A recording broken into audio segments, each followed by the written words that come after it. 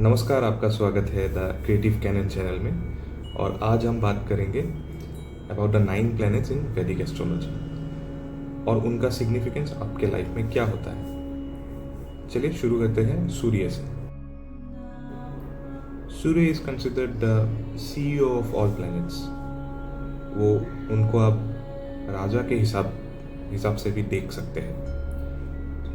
सूर्य signify करता है आपका आत्मा, आपका सोल, आपका ईगो, आपका सेल्फ कॉन्फिडेंस, आपका लीडरशिप क्वालिटी, आपका अथॉरिटी एंड आपका पावर।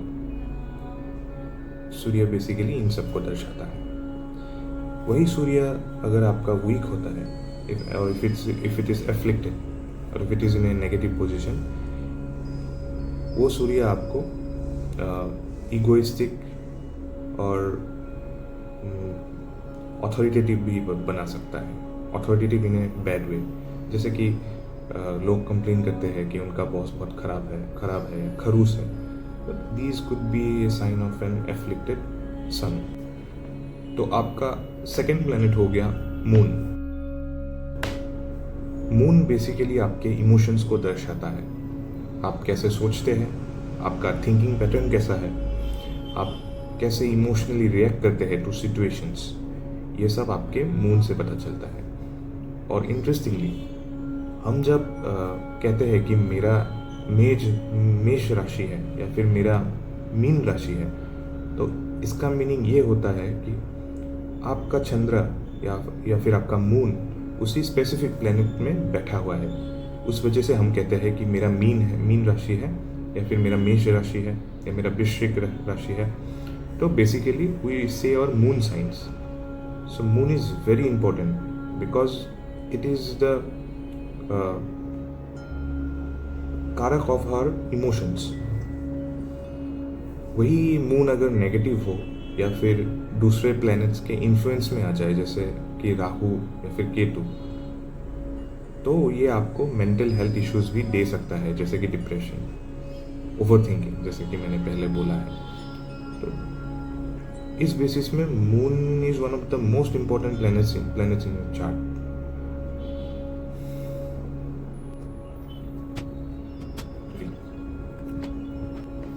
आपका थर्ड प्लैनेट हो गया Mars. Mars is basically your courage, your competitive feeling, your energy, आपका भाई। मार्स लैंड एलिमेंट को भी दर्शाता है। जैसे for example, if you know someone who owns a lot of land, उनके पास बहुत सारे ज़मीन है, this could be because of his strong Mars. आपका अगर मार्स स्ट्रॉन्ग हो तो आप लैंड ओन भी कर सकते हैं। ये सिमिलरली जो कॉम्पिटिटिव स्पोर्ट्स है, जैसे कि विराट कोहली, उनका अगर आप चार्ट देखें तो उनका मार्स भी बहुत स्ट्रॉन्ग पोजीशन में होगा। और वही अगर मार्स वीक हो या एफ्लिक्टेड हो, तो आप छोटी छोटी बातों में गुस्सा करने वाले या फिर ओवर एग्रेसिव नेचर के हो सकते हैं, क्योंकि आपका एनर्जी में डायरेक्शन नहीं है। If you use the Martian energy to complete a task, that is a good Mars. लेकिन अब वही सेम एनर्जी को अगर आप रिडायरेक्ट नहीं कर पा रहे हैं, and that energy is bursting out as fits of anger, गुस्से में छोटी छोटी बातों में गुस्सा करना या फिर छोटी छोटी बातों में एग्रेसिव हो जाना, मारपीट, ये सब एक वीक मार्स का भी साइन हो सकता है। तो आपका फोर्थ प्लैनेट हो गया मरकरी या फिर Budh. Budh is all about your communication, your logical thinking, your with, आपका इंटेलिजेंस, आप कैसे इंफॉर्मेशन को लॉजिकली सोचते हैं, how you make sense out of it. Mercury से हम लोग छोटे बच्चों को भी देख सकते हैं। इट इज़ ऑल्सो द कारक फॉर स्मॉल किड्स। एक sign, one sign of a strong Budh is that आपके साथ कोई आर्ग्यूमेंट कभी जीत ही नहीं सकता. You will always have the answer.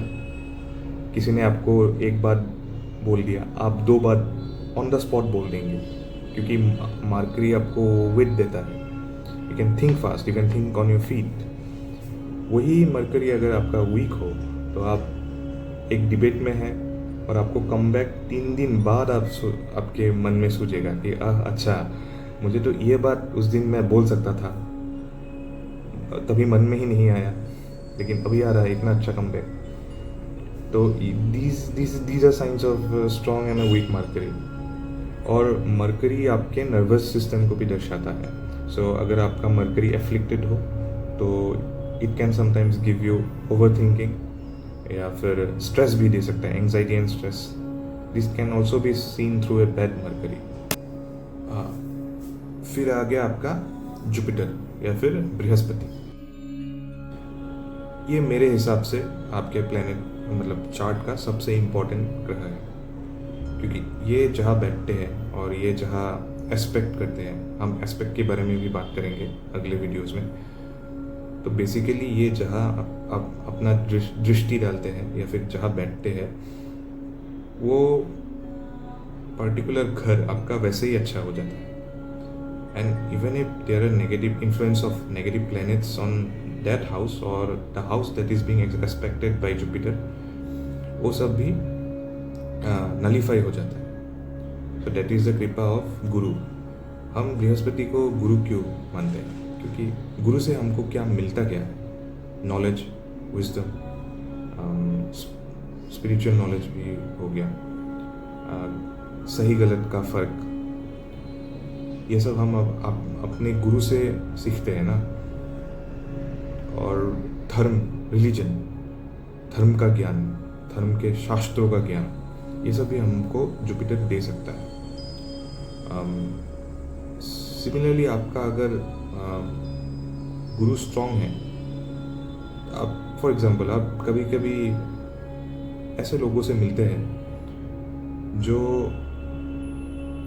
सब ने उनके साथ बहुत बुरा क्या होता है, मैंने many people have taken his compassion, taken his generosity for granted. But जब आप उनसे मिलते हैं, वो एक ही बात बोलते हैं, ठीक है कोई बात नहीं, जाने दो, क्या होगा, कोई बात नहीं, माफ़ कर देते हैं. बेसिकली वो माफ़ कर देते हैं, वो गिले शिकवे अपने अंदर रखते नहीं हैं. These are signs of a good Jupiter. और एक अच्छा जुपिटर एक आदमी को बहुत कॉम्पैशनेट, बहुत जेनरस बनाता है. जैसे वो बहुत दान बहुत करते हैं, फिलैंथ्रोपी बहुत करते हैं. ये हो गया आपका स्ट्रॉन्ग जुपिटर. वही अगर आपका जुपिटर वीक है या आपका जुपिटर एफ्लिक्टेड है, तो ये आपको गलत एडवाइस भी दिला सकता है. For example taking advice from a bad financial advisor, आपका लॉस हो गया, या फिर आप किसी ढोंगी गुरु के पास चले गए. ये सब नेगेटिव जुपिटर आपको दे सकता है. सिमिलरली अगर हम मेडिकल एस्ट्रोलॉजी के पर्सपेक्टिव से अगर देखें, तो ये जो लाइफस्टाइल डिजीजेस होते हैं जैसे कि डायबिटीज़, और in some cases rarely cancer can also be seen through Jupiter, because Jupiter is all about expansion.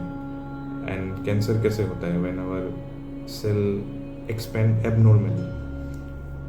ये सब हम लोग एक नेगेटिव जुपिटर से भी देख सकते हैं. ऐसी ही दिव्य कथाओं के लिए सब्सक्राइब जरूर करें.